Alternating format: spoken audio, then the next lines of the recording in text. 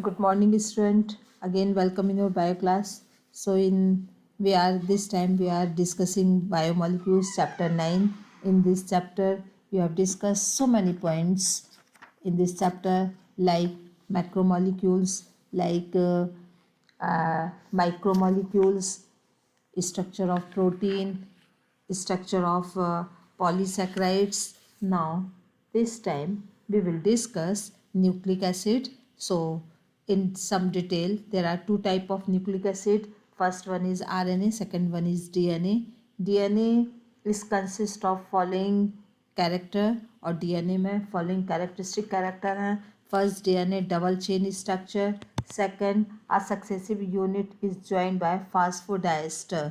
Means एक DNA में जो दो यूनिट्स होती हैं न्यूक्लियोटाइड यूनिट्स. कौन सी units? Nucleotide unit. Nucleotide units वो फास्फोडाइस्टर बॉन्ड से अटैच रहती हैं. क्लियर? तो फास्फोडाइस्टर बॉन्ड्स सेकेंड पॉइंट है. Phosphodiester bonds are present there. Phosphodiester bonds are present there जिससे दो फॉस्फेट ग्रुप अटैच रहते हैं. Third one the base project invert inside like in this type you can see figure like that. Biomolecules का just like ये adenine, ये guanine. ठीक है, adenine किसके साथ अटैच्ड है? एडिनाइन थाइमिन के साथ. एडिनाइन थाइमिन के साथ एक शुगर है. यहाँ भी एक शुगर है और शुगर के साथ ये फॉस्फेट है. ठीक है, और इससे दूसरा फॉस्फेट अटैच्ड है. ठीक है, फिर शुगर है, फिर उसके बाद ये ए आ गया, ये टी आ गया, ये एस और ये पी और ये भी पी और ये दोनों के बीच में फास्फोडाइस्टर बॉन्ड्स. किसके बीच में फास्फोडाइस्टर बॉन्ड होता है? दो फॉस्फेट ग्रुप के बीच में फॉस्फेट डाइस्टर बॉन्ड होता है. ठीक है, तो ये स्ट्रक्चर ऑफ डीएनए है. थर्ड इसका कैरेक्टरिस्टिक फीचर है that the base project invert. मतलब ये बेस प्रोजेक्ट हैं, ये अंदर साइड पर है. ये आपकी ये वाली जो चेन है ये बैकबोन है जो शुगर फॉस्फेट से फॉर्म है. बैकबोन शुगर फॉस्फेट से फॉर्म है और इसके इंटरनल साइड और अंदर के साइड पर नाइट्रोजनस बेस होते हैं.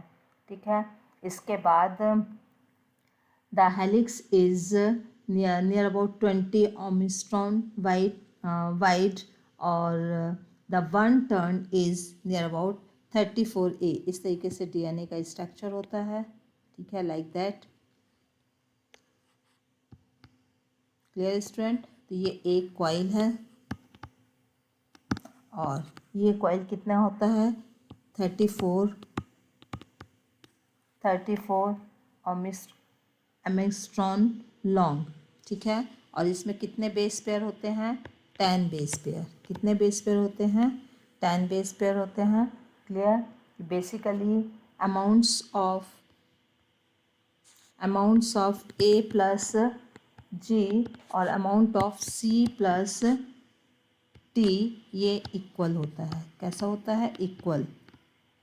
मतलब ये चारों जो नाइट्रोजनस बेस हैं एडिनाइन, ग्वानिन, साइटोसिन, थाइमिन ये इक्वल होते हैं और ये ही डीएनए को स्टेबल रखते हैं. DNA molecules is stable due to presence of hydrogen bonding, hydrogen और हाइड्रोफोबिक रिएक्शन. इसमें हाइड्रोजन बॉन्डिंग के कारण इनके बीच में हाइड्रोजन बॉन्डिंग होती है. ये क्या है? ए. ठीक है ना, ए किसके साथ है? टी के साथ है डबल बॉन्डिंग और सी जी के साथ ट्रिपल बॉन्डिंग. तो ये जो डबल बॉन्डिंग और जो ट्रिपल बॉन्डिंग है ये हाइड्रोजन बॉन्डिंग है. Clear? DNA can be synthesize in vitro medium. Only a small fractions of DNA is functional in eukaryotes. Eukaryotes का एक स्मॉल जो फ्रिक्शन होता है डीएनए का वही फंक्शनल होता है. Eukaryotes DNA has many repeated base sequence some which are mobile, कुछ बेस सीक्वेंस यूकैरियोट्स में मोबाइल होते हैं। DNA is a D dextro rotatory, DNA कैसा होता है? Dextro rotatory, anti parallel rotate कर सकता है। DNA code is discontinuous having non coding segments intron between coding segments exon, जो डीएनए कोड कभी कभी इंट्रॉन और एक्सट्रॉन के थ्रू अटैच रहता है। इंट्रॉन होता है नॉन कोडिंग स्ट्रैंड्स और जो कोडिंग स्ट्रैंड्स है वो हमेशा एक्सॉन होता है। तो दिस इज़ द डीएनए। अब ये आरएनए का भी थोड़ा सा स्ट्रक्चर हम लोग देख लेते हैं। RNA is a ribonucleic acid, it is basically located in prokaryotic cell, prokaryotic cell में काफ़ी ज़्यादा है। Whole of the RNA is formed in the cytoplasm because there is no nucleus, basically ये साइटोप्लाज्म में फैला होता है प्रोकैरियोटिक सेल में क्योंकि उसमें न्यूक्लियस नहीं है। Clear student? क्वांटिटी इसकी नियर अबाउट कितनी होती है?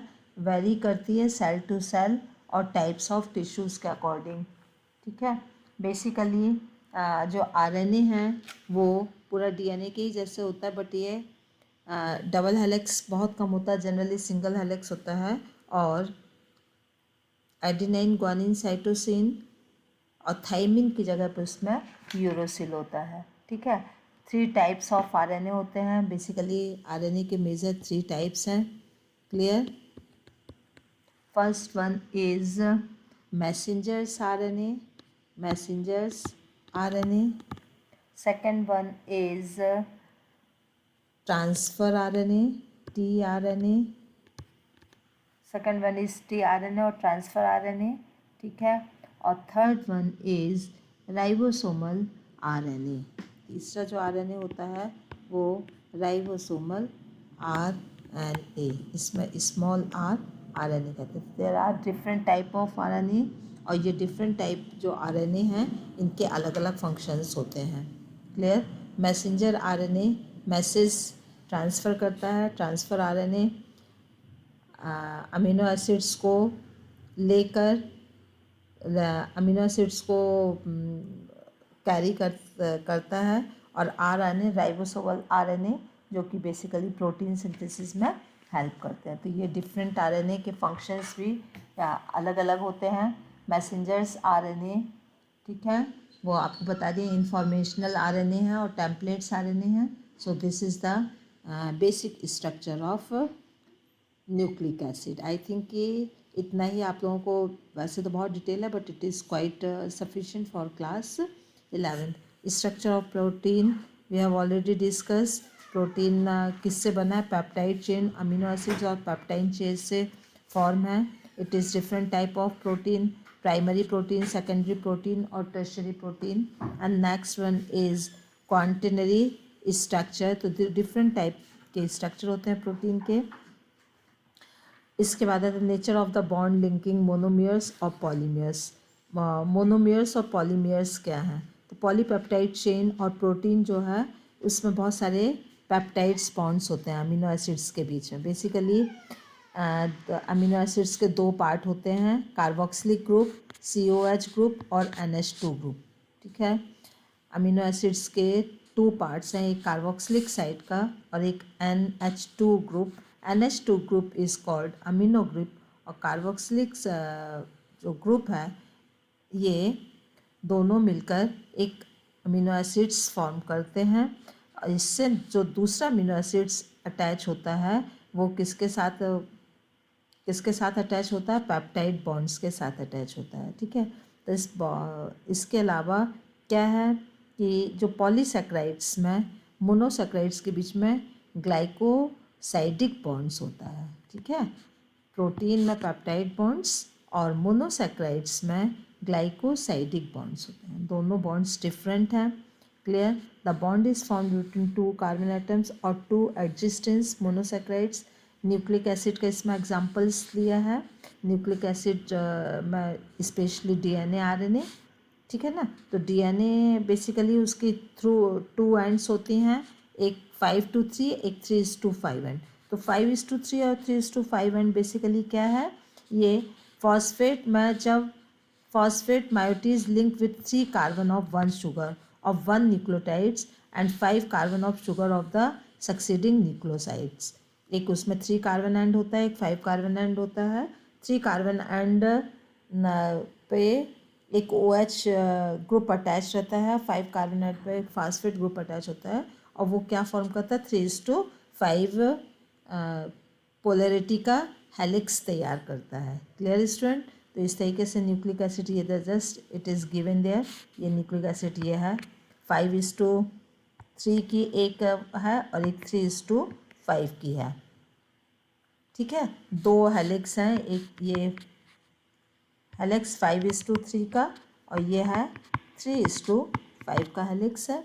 और ये इसके जो बीच का स्ट्रक्चर वो इस तरीके से है.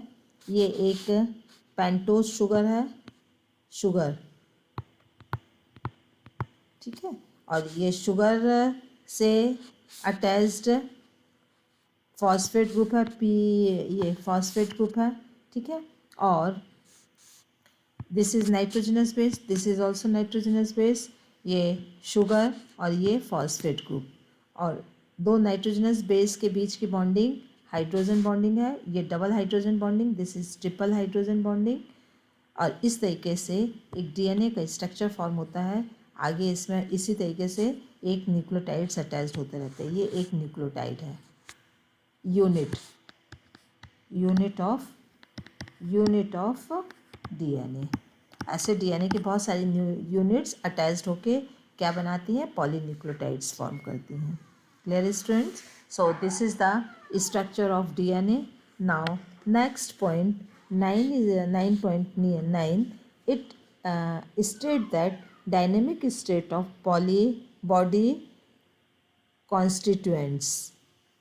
Dynamic state of body constituents और concept of the metabolism. ये क्या शो करता है कि मेटाबॉलिज्म का बेसिकली कॉन्सेप्ट क्या है. ठीक है, तो बेसिकली जो मेटाबॉलिज्म क्या है, metabolism is a breaking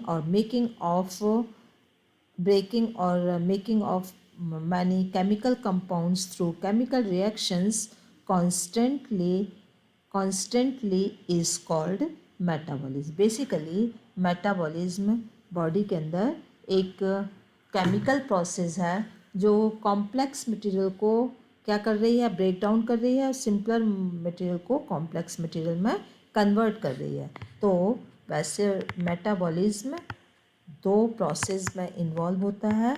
first one is anabolism, second one is catabolism.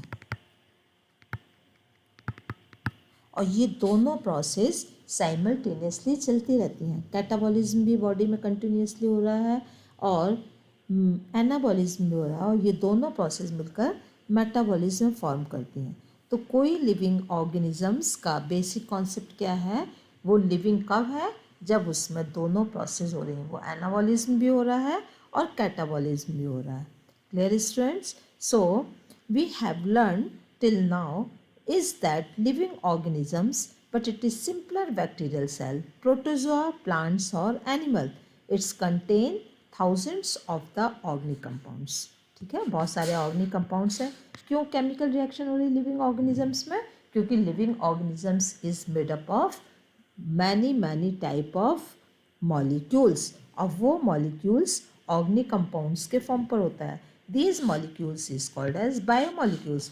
These biomolecules present in certain concentrations except in mole cell or mole liter. One of the greatest discoveries ever made was the observation that all these biomolecules have a turnover. और ये biomolecules change होते रहते हैं, एक steady state पे नहीं होते हैं.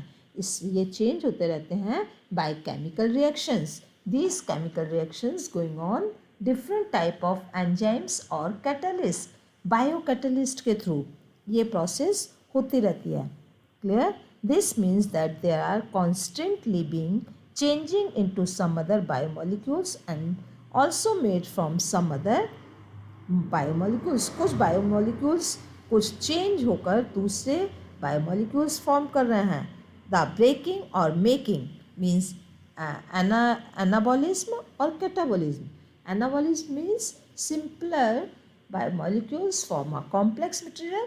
Catabolism, complex biomolecules is breakdown in simpler one. और ये प्रोसेस कंटिन्यूसली हो रही है, ठीक है.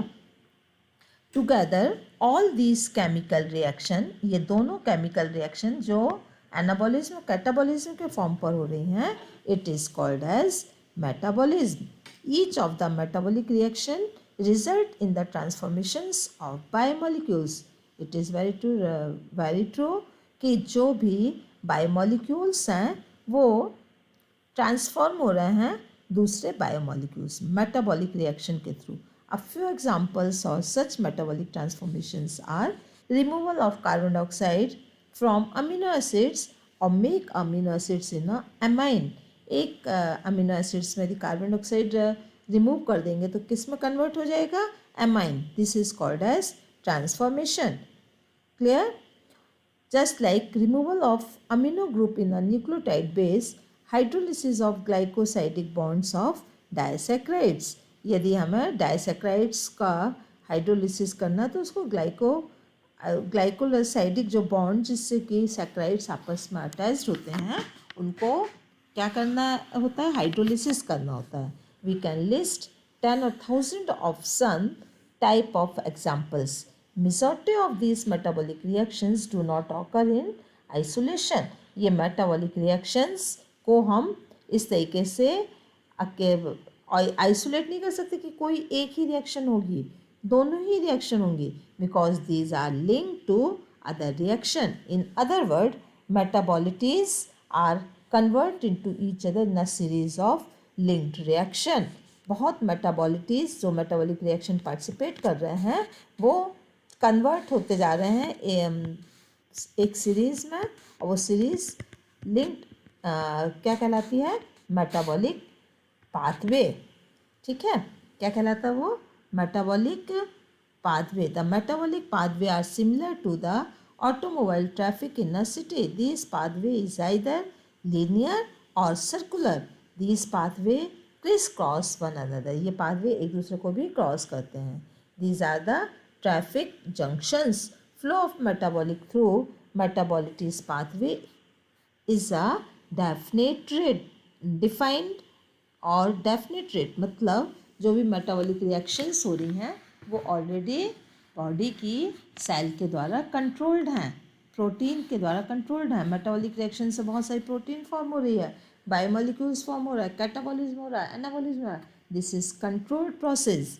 ये इसमें ऐसा नहीं है कि ये अनकंट्रोल्ड है, कंट्रोल्ड प्रोसेस है. किसके थ्रू कंट्रोल्ड है? हमारे जेनेटिक इंफॉर्मेशंस के थ्रू ये प्रोसेस हो रही हैं. Clear? Flow of metabolites through metabolic pathway has a definite rate. और एक डेफिनेट रेट पर हो रही है. ठीक है, किस रिएक्शन को किसके बाद होना है, किस रिएक्शन किसके पहले होना, ऑल आर डिसाइडेड. ठीक है, और बहुत ही मीनिंगफुल तरीके से हो रही है. It is not in a jumbled way. Clear? Another feature of this metabolic reaction is that every chemical reaction is catalyzed reaction. और एक reactions may be possible कि वो दूसरे reaction को catalyze कर रही है.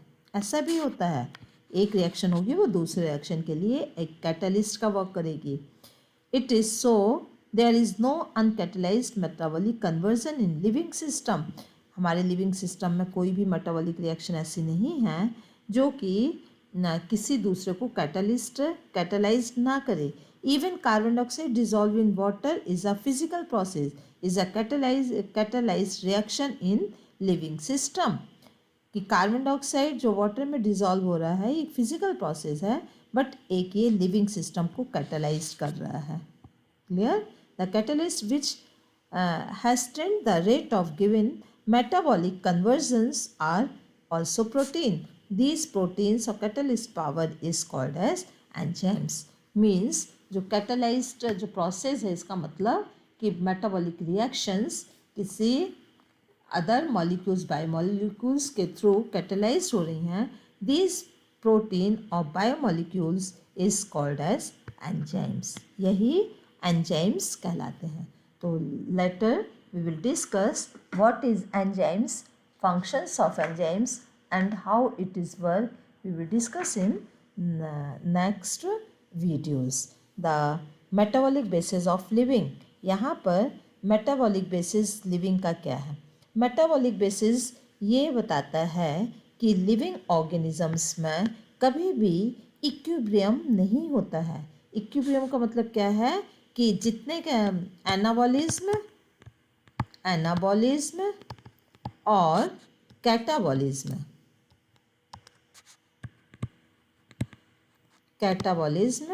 ये इक्विब्रियम पर है.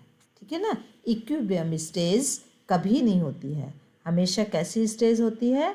अनइक्वल स्टेज होती है. मीन्स कैटाबॉलिज्म भी हो रहा है, एनाबॉलिज्म भी हो रहा है, बट हो सकता है कैटाबॉलिज्म ज़्यादा रेट से हो रहा है, एनाबॉलिज्म कम रेट से हो रहा हो. This is called as unequal. ठीक है. Unequal conditions. Clear student. तो मेटाबॉलिकल बेसिस ऑफ लिविंग क्या है? Let us we read. Metabolic pathway can leads to more complex structure from a simpler structure. Metabolic जो है वो मोर कॉम्प्लेक्स स्ट्रक्चर से simpler structure में चेंज करने वाली प्रोसेस है. Clear. For like glucose become a lactic acid. Glucose lactic acid में किसके थ्रू हो रहा है? एनारोबिक रेस्पिरेशन के थ्रू. लैक्टिक एसिड में कन्वर्ट हो रहा हमारी स्केलेटन मसल्स के थ्रू. ठीक है. इसके अलावा कोई चीज़ बायोसिंथेसाइज्ड हो पाथवे से जा रही है, इट इज़ एनाबॉलिज्म. और जो डिग्रेडिएट हो रही है वो कैटाबॉलिज्म है. Anabolism pathway as expected consume energy. Anabolism में एनर्जी कंज्यूम होती है, कैटाबॉलिज्म में एनर्जी रिलीज होती है. On other hand carboxylic pathway leads to release of energy. For examples, when glucose is degraded to lactic acid, our skeletal muscles energy is liberated. Clear? The metabolic pathway from glucose to lactic acid, which occur in 10 metabolic steps, is called as glycolysis. तो glycolysis process read किया हुआ है race पे. Glycolysis process basically क्या है? Glucose से lactic acid form होना, glucose से बेसिकली एनर्जी मिलना. ठीक है ना. कार्बन डाइऑक्साइड में कन्वर्ट हो जाना ग्लूकोज का, दैट इज रेस्पिरेशन. और रेस्पिरेशन 10 मेटाबॉलिक स्टेप के थ्रू होता है. It is called as glycolysis. Glycolysis is a process in which carbohydrate is converted into lactic acid. So glucose to lactic acid is called as glycolysis. It is going on in 10 metabolic pathway. 10 metabolic pathway में ये process पूरी होती है. Clear. और इसमें जो energy release होती है किसके फॉर्म पर होती है? एनर्जी करेंसी के फॉर्म पर. एटीपी एनर्जी करेंसी है. क्या है? Energy currency. It liberated energy. ये नीड के अकॉर्डिंग एनर्जी लिबरेट करती है और एटीपी में कन्वर्ट हो जाती है. एनर्जी लिबरेट करके किस में कन्वर्ट हो जाती है? ADP, adenine. ठीक है. Adenosine diphosphate. ये एडिनोसाइन ट्राइफॉस्फेट. ठीक है. So how do living organisms derive their energy. अब आपको क्लियर हो गया होगा कि लिविंग ऑर्गेनिजम्स को एनर्जी कैसे मिल रही है. It is due to formation of ATP. What's strategies have been they evolve, how they are store in energy and what its form, how do they convert their energy into work. We will study in subdiscipline called bioenergetics in next class और higher class में.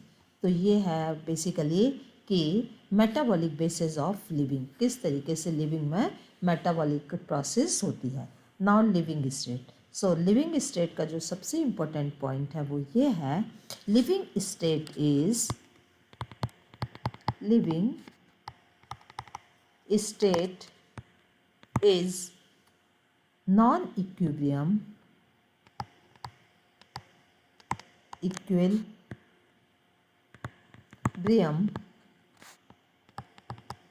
steady state to be able to perform work.